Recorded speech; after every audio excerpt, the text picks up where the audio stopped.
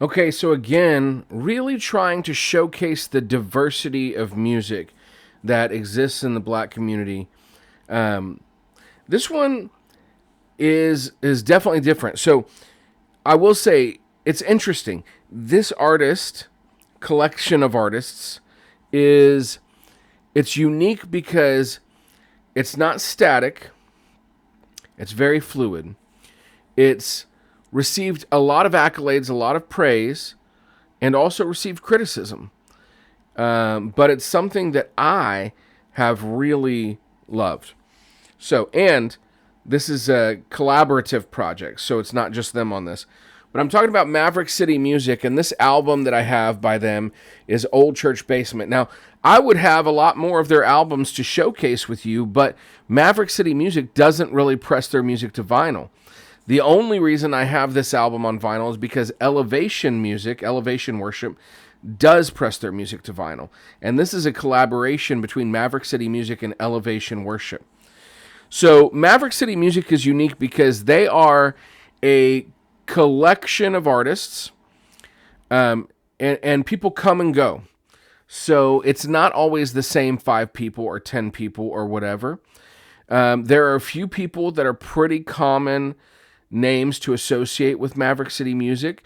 Naomi Rain was one on there for a long time. Chandler Moore, Dante Bowie, or Dante Bowe, excuse me. Those are some of the names I immediately think of when I think of Maverick City Music. There's some controversy there with Dante Bowe where he was sort of removed for a while, but they covered in their podcast recently. They still have a great relationship with him. And I think some of the stuff that people were up in arms about regarding Dante Bowe was a little ridiculous. But they are, so Maverick City Music are like a mix of gospel and contemporary worship and some soul and R&B stuff mixed in there.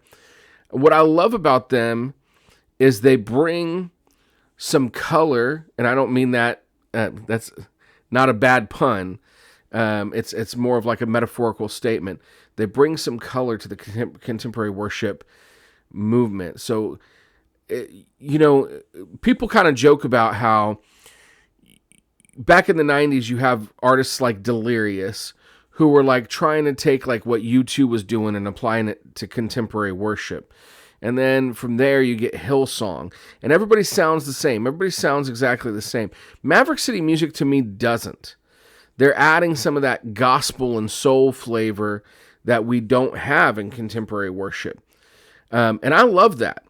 Now, there are other people who have a problem with it. They feel like they're whitening gospel music. I don't know how to really phrase that any better.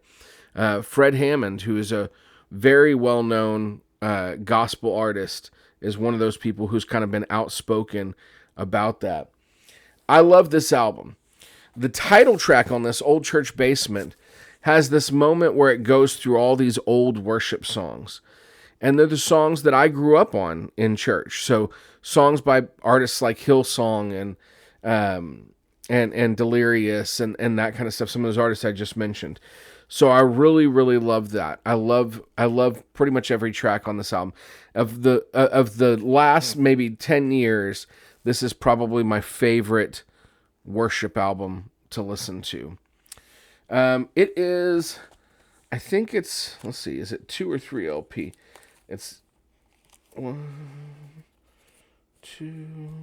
Oh yeah, it's 3 LP, and there is some color on this. So this one, but some of it's a little hard to see. Let's see. This one, you got that brown. Ooh, that looks good on the screen. You got a brown LP. You got this sort of light blue LP, and we got this sort of mauve pink LP. Interesting colors, but a great album, and I love it. I really wish Maverick City Music would put more of their music on vinyl. I would buy a whole lot more of it, but I'm very stoked to have that one in the collection.